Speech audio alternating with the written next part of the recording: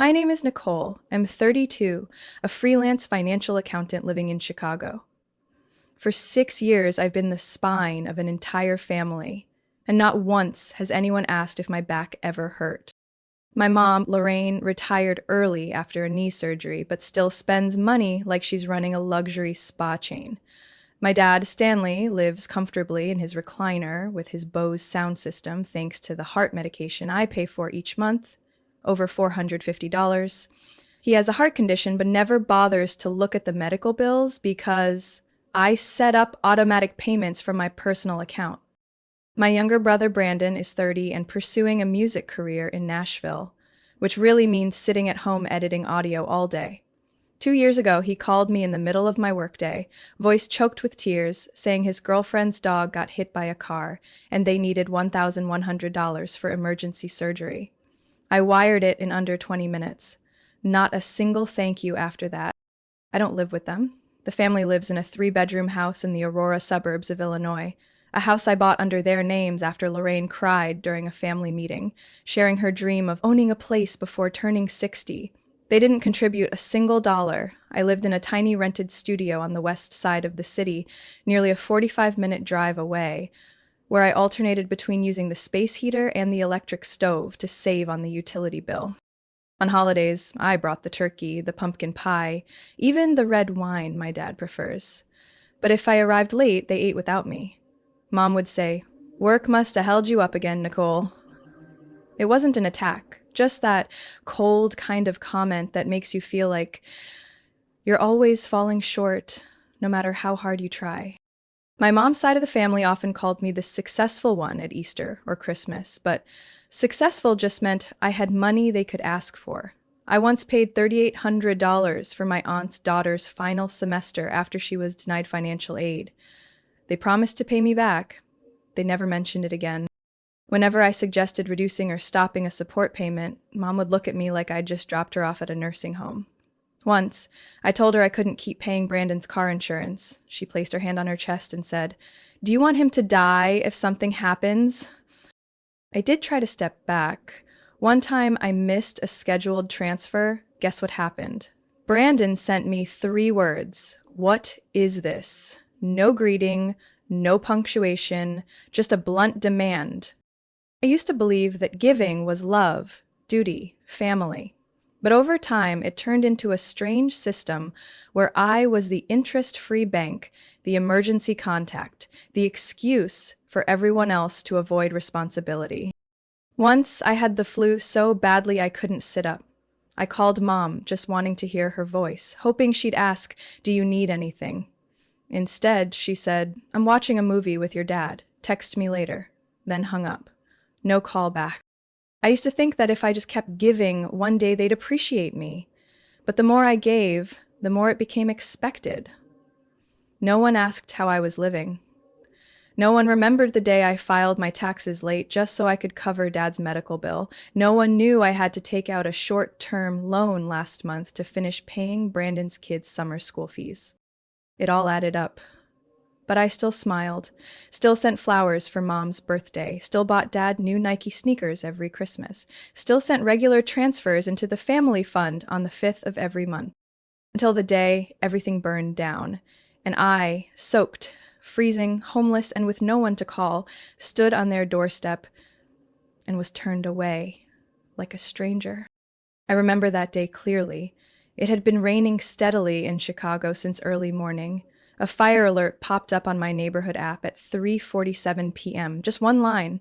Police and fire crews are responding to a blaze at an apartment complex on Greenview Street in the Rogers Park area. I jumped up from my desk when I saw the attached photos. It was the building I lived in. I drove back with the irrational hope that I might salvage a hard drive or a few important documents, but by the time I arrived, the entire 3rd floor, where my studio apartment had been, was nothing but a charred wooden frame, blackened and smoking, standing under the rain like a skeleton slowly falling apart. The police said it started in the unit next door, an unattended pan of oil.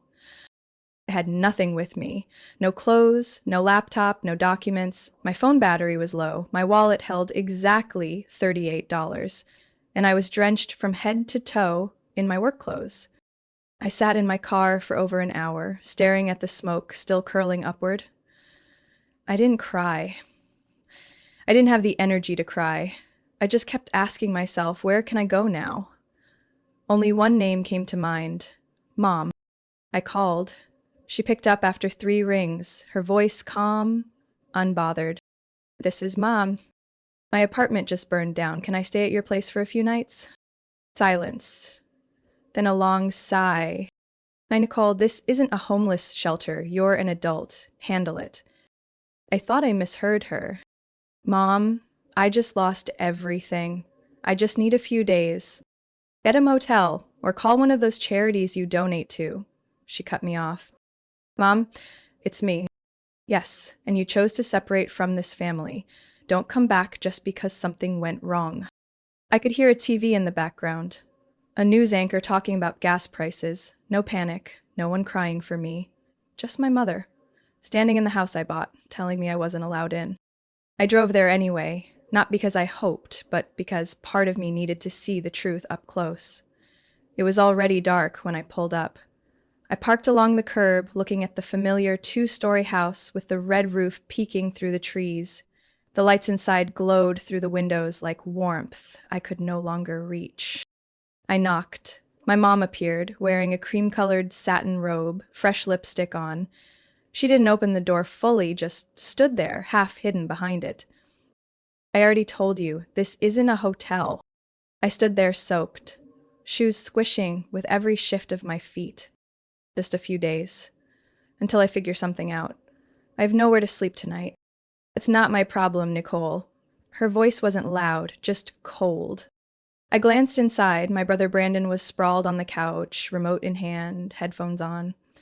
He glanced at me once, then looked away like I didn't exist.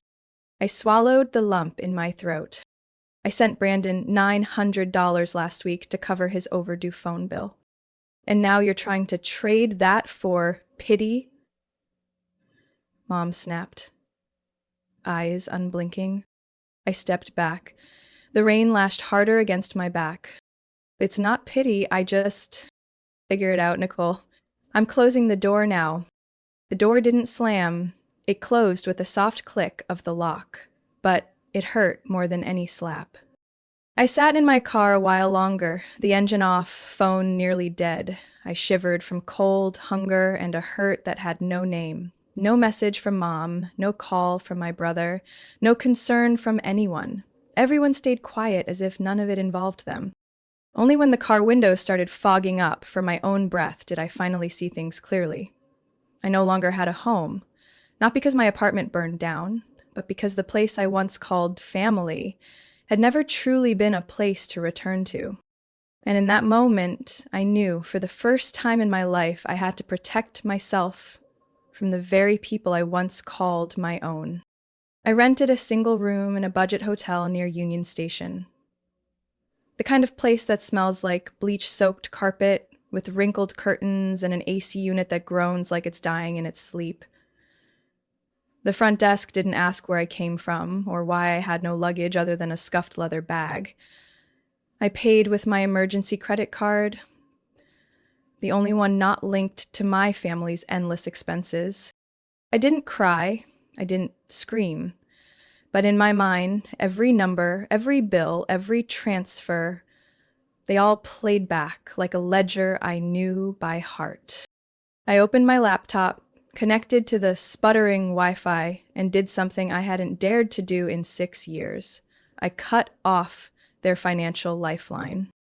I logged into my main bank account, the one where I'd been depositing $2,200 every month into the family fund to cover the Aurora house, my mother's car payments, Brandon's utility bills, and all those sudden emergencies they never seemed to handle themselves. I deleted every single scheduled payment, canceled the secondary card linked to Mom, stopped the automatic car payment for Brandon. The 2020 Nissan Altima I financed under my name, but never once drove. My hand trembled for a second when I deleted the line labeled "Groceries for Mom, $380 per month," not out of fear, but out of relief. Then I checked the credit card statement. The 3 backup cards I'd issued for emergencies only had racked up charges at Starbucks, Amazon, and DoorDash just in the last 3 days. Nothing for medicine. Nothing for basic necessities. I froze every one of them. The confirmation screen popped up. Account deactivated. No further transactions can be processed. It was 2:47 a.m. I lay on the hard hotel bed under a thin blanket, with parking lot light leaking through the blinds. I didn't sleep. I wasn't scared. I just felt quiet. A kind of quiet I hadn't known since the day I started helping. By 6:10 a.m., my phone started buzzing. 1 call, then 2, then 9. By 7:45, I had 52 missed calls. By 8:12, the number hit 69. Brandon, 19 calls. My mother, 21. My aunt, the one I'd helped cover her husband's hospital bill last year, 6 calls. The rest were texts, some masked as concern, most laced with entitlement and veiled threats. Not a single one asked where I was. Not one asked if I was okay after the fire. The first message came from Brandon. Way's the card locked. The next from Mom. Nicole, rent hasn't been paid. The bank called. Nowhere did it say, are you safe? No one asked if I needed a place to stay, if I was hurt, if anything had been salvaged. I put the phone down, unplugged the charger, and turned off all notifications. They didn't miss me, they missed the money. An hour later, I reopened the spending tracker I'd maintained for years, each entry carefully noted, every date marked. The total came to $139,260. Part of me once believed that if I documented everything, if I proved I loved them the right way, they would eventually see me. But no, they only cared about the total column, not the name beneath it. My phone buzzed again. A FaceTime call from Brandon. I declined. A minute later, a new text lit up my lock screen. From Mom. Final warning, if you keep causing trouble, I'll get a lawyer involved. I let out a soft laugh. Not bitter, not sad, just awake. It wasn't that I'd been too invisible for them to notice. They had deliberately not looked, so long as I kept functioning, like a well-behaved ATM. I didn't reply.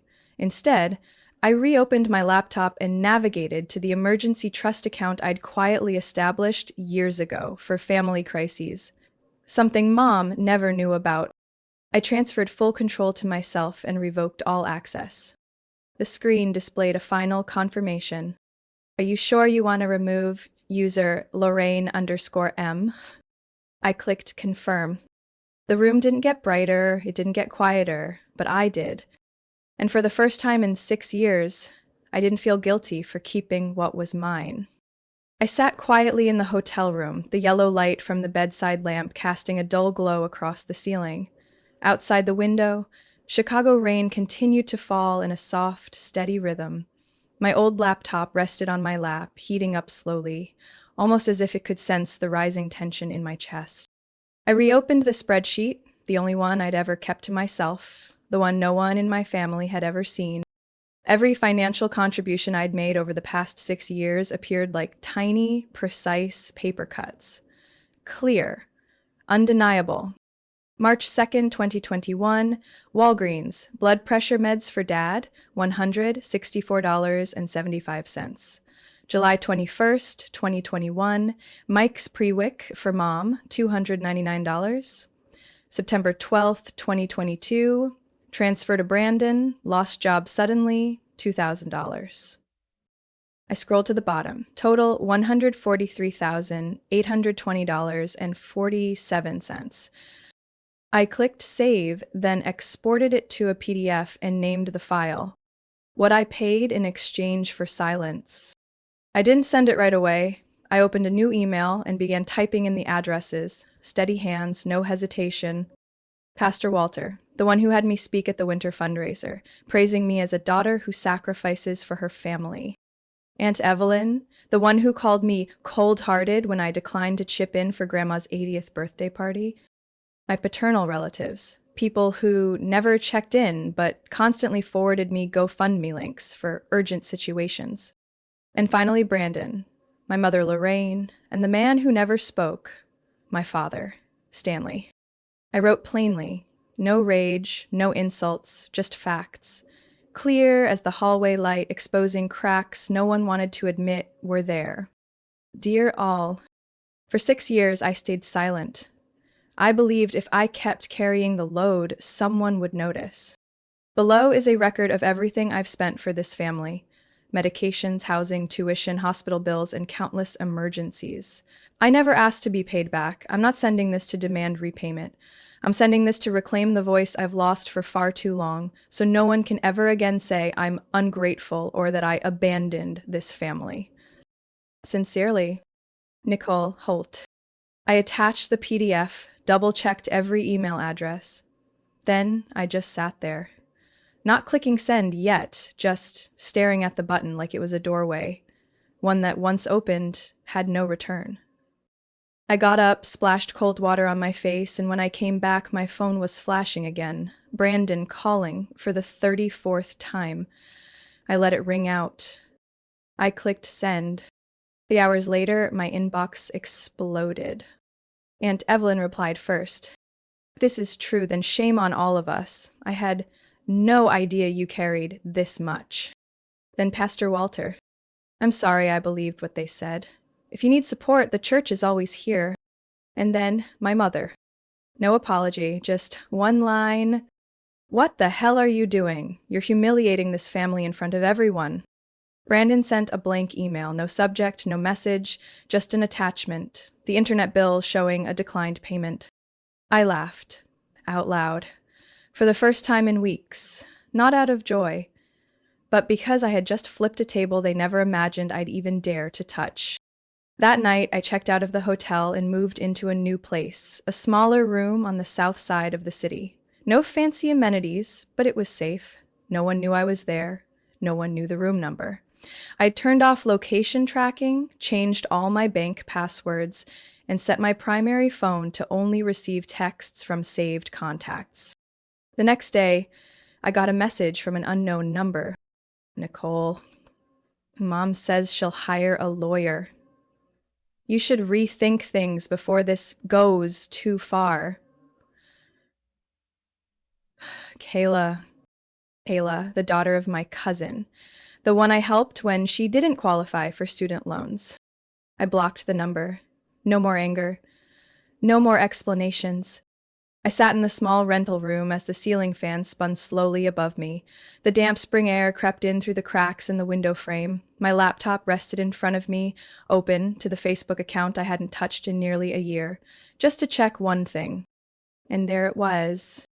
A long post, nearly 2 pages, publicly shared by my mother Lorraine, accompanied by a photo of a burned-out house. The bolded headline read, "Our family has lost everything." She wrote about a home destroyed, about years of sacrifice and betrayal by a cold-hearted daughter who turned her back on her blood. Below the post were hundreds of shares and dozens of sympathetic comments. Can't believe her daughter would do this. Heartbreaking. Hope she realizes her mistake. 2 people give birth but never raise a heart. I scrolled to the photo section. One image showed the whole family, my mother standing in the middle, Brandon with his arm around her, both smiling, in front of the ashes. Without me. No one asked who took the photo. No one knew I was the one who bought that house. Not a single sentence mentioned I had been the only one paying for home insurance, keeping that place alive. I sat still for a while, then opened my old inbox, the Gmail account I used for all property documents. I typed the key words, beneficiary-homeowners-policy-Aurora.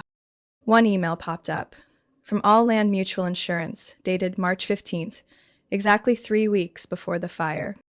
Subject line, request to change property beneficiary Holt residence. I opened it. A PDF attachment. The first page read, request to update primary beneficiary from Nicole Holt, Brandon Holt. Below that, my mother's signature and the cosigner, Brandon. No notice sent to me, no confirmation needed, nothing. I checked the timestamp. The request had been submitted 19 days before the fire. and it was processed right after I had extended the policy for another 2 years using my personal credit card. They both knew that. This wasn't just ingratitude, they had deliberately cut me out of ownership, then acted surprised when I walked away. I printed the document at a nearby copy shop, carefully highlighting the key sections, then took a photo of it with my phone, attached it to an email, and wrote, "I wasn't abandoned after the fire. I was erased long before the flames began." That evening, a message popped up from an old college friend. "Alex, hey, what's going on? Saw your name mentioned in your aunt's Facebook post." I simply replied, "Every story has two sides, but they only posted the one that benefits them." Then I visited a local Facebook group my mother was active in, Aurora Neighbors United. Her post was pinned at the top of the group, along with a plea for help. Below was a GoFundMe link started by Brandon. Campaign title: "A fresh start for the Holt family." Goal: $25,000. Raised so far, $17,860. Posted 3 days ago. I clicked on the campaign updates tab. The latest entry read, "Thank you for supporting my mom and brother after my sister abandoned us at our lowest point. They deserve a new home, free from someone who only sees dollar signs." I closed my eyes for a moment, not from pain, but from pure disbelief at how smoothly they had orchestrated this narrative. I saved the entire campaign, screenshotted every comment and donation, and placed them in a folder named Proof of Erasure. They hadn't just used me, they had replaced me with a more compliant version, a fictional daughter who stayed silent, never pushed back, and only knew how to wire money. I reopened my expense spreadsheet and added one last entry. April 14th. Martina, Carolyn, and Lindsay's children. Diarrhea occurring less often, use of the bathroom less. And typed a note beside it, "My worth isn't in the numbers, but it's because of those numbers they believed I didn't deserve a place in the family." I didn't fight back online. I didn't post a rebuttal. I stayed silent and documented. Every line, every receipt. Because one day, they'll forget the words they used, but me, I'll have it all on record. That evening, just as I lay down on the rock-hard mattress in my tiny room, there was a knock at the door. Not polite, urgent, pounding knocks, like someone angry and too impatient to wait. I got up and looked through the peephole. It was my mother, Lorraine. She stood there, holding a worn beige leather purse, her face frozen, eyes burning with a fury she didn't bother to hide. I cracked the door open slightly. "What are you doing here?" I asked calmly. "We need to talk right now." I said nothing, just opened the door wider. She stepped in like she owned the place, without glancing around, without a word of greeting. The dim lighting in my room made the lines on her forehead more pronounced. No tears, no genuine emotion, just well-rehearsed rage. "You really think what you did was right?" she snapped, voice sharp as steel, "putting everything out there online, emailing the whole family? You've disgraced this family." I leaned against the desk and crossed my arms. "You call that disgrace?" She narrowed her eyes. "People are talking. Even the church knows. You've made us a laughingstock. Brandon can't access the funds. Your father got declined at the store. Do you have any idea how humiliating that was for him?" I pressed my lips together, trying to keep my tone steady. "You know what? I once went 3 days without food because I paid off Dad's medical bills. No one knew, no one asked. It was just me, quietly figuring it out. And now you're here to talk about the humiliation of not being able to pull out cash?" She went silent for a few seconds, then rolled her eyes. "You act like you're the only victim. Every family has issues. But you betrayed the people who gave you life." I stepped forward, picked up my phone from the table, and turned the screen toward her. It displayed Brandon's GoFundMe post. This is betrayal? I asked softly. They called me the one who abandoned the family. They collected thousands of dollars off strangers' sympathy without a single mention that I was the one who bought that house, paid the insurance, fixed the roof, and held the title until 3 weeks before the fire. She didn't look at the screen. She looked at me, as if still hoping I'd cave. But I wasn't the daughter who nodded through Thanksgiving dinners anymore. You went too far, Nicole, she said, voice trembling for the first time. No matter what happened, we're still family. I nodded slowly, but my eyes didn't waver. Family, huh? Then tell me, why did you change the beneficiary without telling me? Why did you leave me standing in the rain when I needed a place to stay? And why, right now, are you here? Not to apologize, but to guilt-trip me. She pressed her lips into a tight line. The silence between us grew heavier. Then she turned away, unwilling to answer. I funded your reputation for 6 years, I said evenly. Not with gratitude, but with bills and wire transfers. But starting today, that ends. If you want dignity, you'll have to pay for it yourself. He turned back, voice bitter. You've changed. You never used to be this cold. I took a deep breath. I didn't change. I just stopped apologizing for not being Brandon. Her face froze for a moment. Something flickered, anger, pain, or realization? I couldn't tell. But then she picked up her bag and walked toward the door. Keep living in your little fantasy world. Someday you'll realize who the only one that still cares about you is, she muttered, not looking back. I didn't reply, just quietly shut the door behind her. It didn't slam, but something inside me dropped and never rose again. I sat down on the bed and exhaled, not victorious, not heartbroken, just lighter. I'm sitting alone in a small cafe on the corner of Belmont, my usual spot to escape the noise of my rented room, when the front window shudders from a sudden gust of cold wind. And then I see Brandon walk in, followed by a woman in a long coat with hastily tied hair. It's Kayla, my cousin's daughter, the one who once texted me to reconsider after Mom threatened to get a lawyer. I was about to get up and leave when a voice behind me stopped me in my tracks. Nicole. Wait, it's me. I turned. Megan, Brandon's sister. 2 years ago, she borrowed $5,000 from me to start an online shop, then disappeared. And now here she was, standing in front of me, looking gaunter than before, dark circles under her eyes, but with a faint trace of familiarity in her gaze. I know I have no right to ask for anything right now, she said as she pulled out a chair without waiting for an invitation, but I need to talk.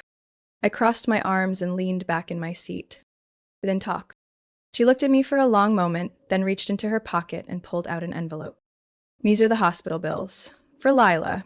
I don't have insurance. Her voice cracked.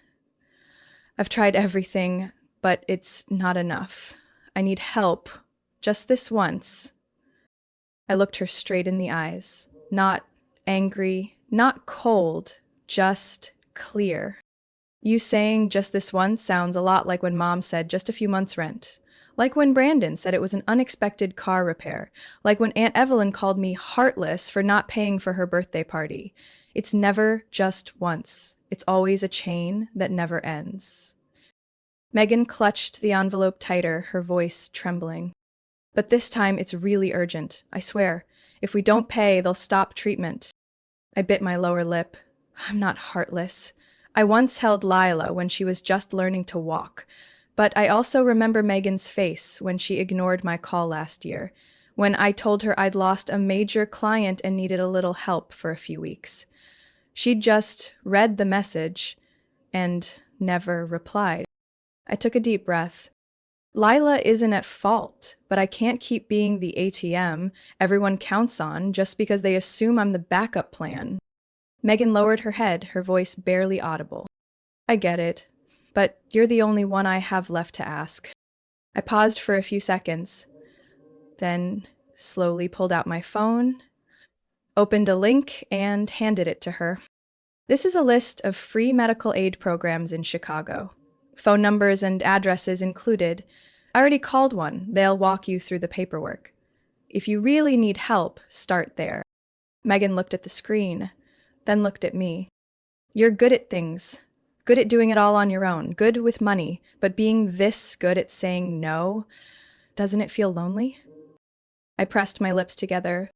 No, actually, this is the first time I feel like a person, not a tool. Megan didn't say anything else. She just left the envelope on the table, stood up, and pulled her coat tighter. If things work out, I'll let you know. I nodded.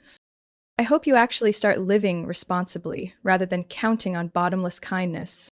She walked out without looking back. I opened the envelope. Inside was a copy of the bill, $2,740.56. I slipped it into my bag, not to keep it, but to remind myself compassion shouldn't be used as a loyalty test. On the way home, my phone lit up with a FaceTime call from Mom. I hit decline. Seconds later, a message from Brandon. Megan said, "You didn't help, not surprised. You're not family anymore."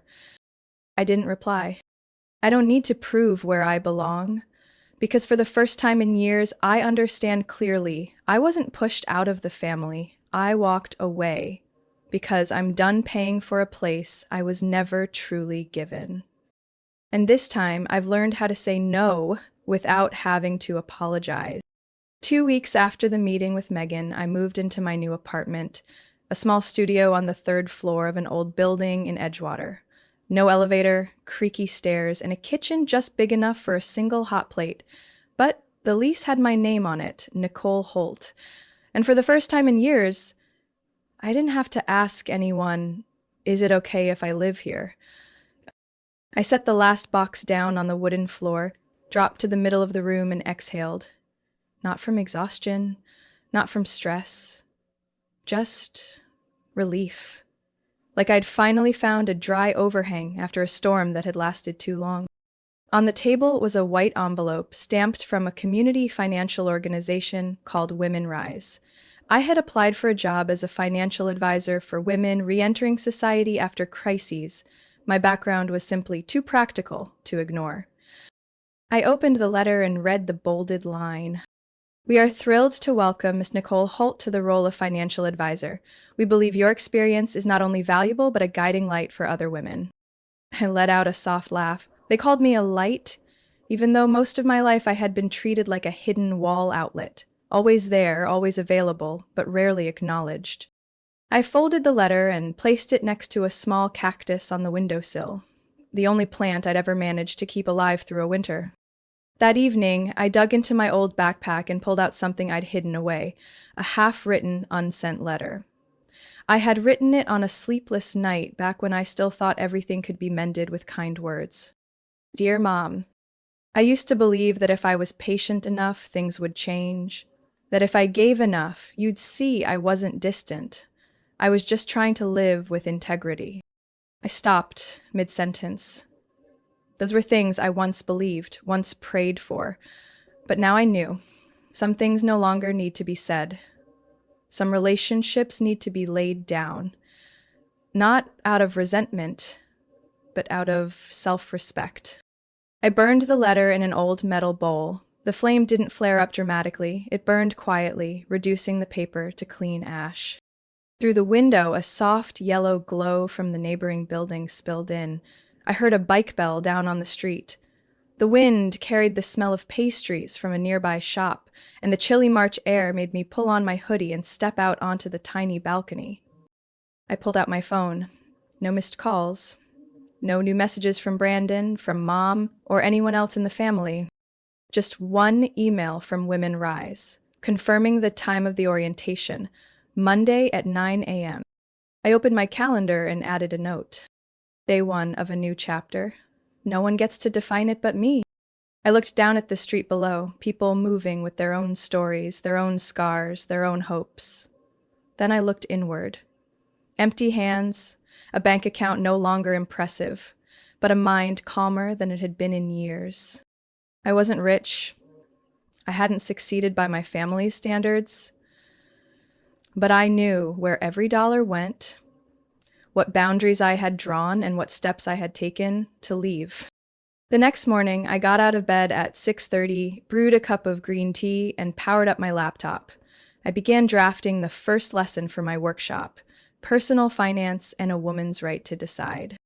The first slide I typed read, "You're not selfish for keeping your money for yourself." I didn't know how many people I'd help, but if even one person, just one, looked at me and realized they didn't have to be someone's walking wallet, then all the years I had lost wouldn't be for nothing. That night, before going to sleep, I wrote a single line in my journal. Not to vent, not to remember anyone, but to affirm what I had just done. I once loved them enough to carry the whole family. Now I love myself enough to let go, and for the first time, I don't feel guilty for it. I closed the journal, turned off the light, and slept soundly. No dreams, no waiting for an apology that would never come. Just peace, whole, and entirely mine. Nicole's story is a powerful reminder that kindness should never be treated as an automatic obligation. In real life, many people quietly sacrifice, hoping to be recognized, only to be met with silence and demands. When Nicole dared to set boundaries and refused to keep carrying the weight, she didn't just reclaim control of her life, she proved that love does not mean enduring without limits. Sometimes the bravest thing isn't forgiveness, it's letting go and moving forward for yourself. What do you think about Nicole's choice? Would you have the courage to do the same in her situation? Share your thoughts below, and don't forget to follow the channel for more powerful, real-life stories about family.